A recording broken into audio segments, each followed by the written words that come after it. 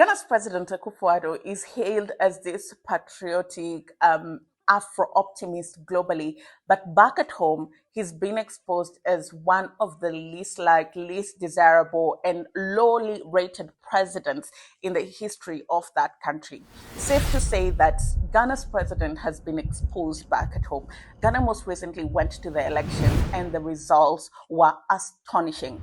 The president, his party, his candidate lost massively, they lost overwhelmingly, they lost convincingly. It was a battering at the booth. It was a bloodbath at the ballot box.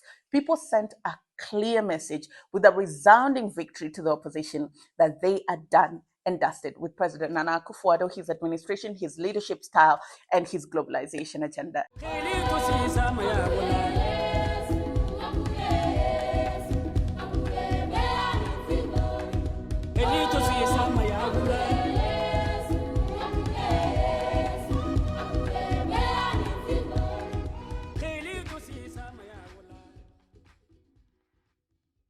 Hello there, how are you doing? Welcome to another episode of our conversations here on the New Dawn Africa channel. My name is Ondiro Oganga. I'm a business journalist by profession and a digital content creator. I like coming on here talking to you guys about Black people, Africans, our empowerment, and how we can rise up and take our rightful place at the global stage. Connect with me on social media at Ondiro Oganga across all platforms. Remember to subscribe to the channel. It's free. Just click down below the red button. Subscribe goes a long way in growing our numbers. Also, like this video. It helps the algorithm share it to wider audiences to get our message out there. Today, I want us to talk about Ghana. And I want you to know that Ghana will always largely feature on the channel because, one, it's that beacon of hope and democracy for Africa. And two, because the world pays a lot of attention to it. And three, it's quite a rich country. It has a lot of resources, but there's been some form of mismanagement, and Ghana is not standing on its best foot right now. So I want to go back a little bit and tell you a tiny story to put into context why I am doing this video. I remember in 2019, I had gone to China for an exchange program, and that's where I met my husband. And I remember when we were having a brief conversation after they told me they were Ghanaian, I was telling them how much I liked their president, Nana Addo Akufo-Addo, and the policies that he was talking about on the global stage. And you could see on their face, you could literally see on their faces that they were like, you've fallen for the con, and true to their word, I and many other Africans had fallen to that ploy, and we've seen so many African leaders, but I think he was one of the pioneers of that big Pan-African talk where they go on global platforms and they're championing this African cause. They're saying Africans deserve better on the global platform. If you want our African resources, you have to pay for it. You know, Ghana is a big producer of cocoa. Ghana, together with Cote d'Ivoire, produce over 65% of the total cocoa beans in the world, yet a lot of cocoa money is left in Europe, and Ghanaian farmers earn very little. Cote d'Ivoire farmers earn very little. Take, for example, right now, this year, or rather last year, 2023, when I was recording this video, cocoa futures had risen. They almost hit $9,000, but that money did not go back to the farmers. In fact, they're suffering, they're oppressed. Ghana has gold. People are not benefiting from the gold. Ghana has oil. And these are conversations that he was taking to the global stage. And he was walking the walk. He was talking the talk, but walking the walk was the disconnect. Now, if you listen to him on these global platforms, you think, oh, wow, what a visionary leader. What a brave leader. What a bold leader. What a free thinker. These are the kind of people that we need in Africa. These are the kind of people that we need in leadership. And the president, his background, he spent some time in the UK. He went to law school. So, I mean, it just sets the perfect ground for a fantastic leader. No, it doesn't. It doesn't. During their first term, they were insulated by a lot of things because, you know, also the economy takes time to expose you. You can play with it, you can tinker with it, but eventually numbers don't lie. They took over power off the back of President John Mahama, and he'd gone through this thing where Ghanaians called Dumso. There was close to 2 years where the country went through energy challenge where they would go for up to 48 hours without power. And this lasted for such a long time. There were protests. People were angry because how dare a government in power fail to serve the energy needs of people? And energy in Africa is such a fundamental thing because kids depend on it to study, small businesses depend on it. If there's no energy, the economy is not moving and people literally felt the pinch. And so they capitalized on that. They capitalized on the fact that the currency was weakening, but everything that was happening in Ghana was tied to the fact that they had energy challenges. Fast forward their first time in office, and to be honest, they didn't do any better. I think it's just the fact that people were yearning for change and they presented themselves as the alternative. They do their first term, and heading into their second term, they're touting their vice president, Mohamed Bawumia, as this economic wizard that is going to transform the Ghanaian economy. Did he do it?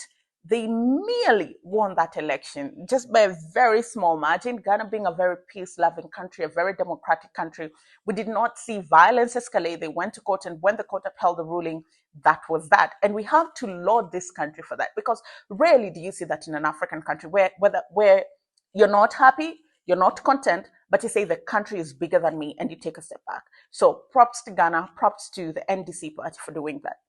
But the last term, the Ghanaian government led by Akuffo Addo have been exposed for the fraudsters that they actually are, for the fraudulent government that they've run, for the fraudulent projects that they did. There was a lot of mismanagement in the country, a lot of mismanagement. And that was the time that I lived in Ghana, and it broke my heart. There was a lot of wastage, being in circles where you could sit with these politicians and just see the amount of wastage of national resources spending on luxuries that were unnecessary. This is what I always say. We're Africans. If I want to buy a Rolex, I need to go to the village. And if the people that brought me up in the village can recognize a Rolex, then it's worth it. If they don't, then who are you stunting on, man? Like, why are you stealing resources to buy cars that you can't drive on the roads in the country because the roads are not even good enough? Why buy cars that even the spare parts you cannot find in the region? You're just building the German economy. You're building the Chinese economy. You're building the American economy. You're robbing your people of basic goods. Let's just break Ghana down. Healthcare was falling apart. You can go and look at the main hospitals. My former colleague at GH1, Godwin's Asidiba, did a big expose on the state of the morgue in the country, and it was in a really dire state. The images are so graphic, I can't even attach here, but just go and look for that documentary. We'll attach it in the description. That is the state of healthcare. You know, the cost of living skyrocketed. Inflation was really, really high. Inflation went from about 12% and peaked at 53%. That means the cost of basic goods and services have doubled, in some extent tripled. I remember there was a time tissue went from 19 cities to 40 cities. How many people can afford that? The cost of transport doubled. The cost of fuel doubled. The currency was battered. It lost nearly 60% of its value to the dollar. When I went to Ghana, the dollar was about 6. By the time I was leaving, the dollar was about 13 to the cedi. In a span of less than 2 years, it had lost 50% of its value to the dollar. Ghana went ahead and defaulted on its international debt. And the thing about international lenders is they have so much money that they can easily absorb this, and they negotiate those deals. They're sharks when they are doing the debt restructuring. It's the locals that suffer during the debt restructuring because there aren't so many people championing for their goodwill. The rich people, they have big bankers negotiating for their well-being in this restructuring deals, you know, and they're being offered these sweetheart deals.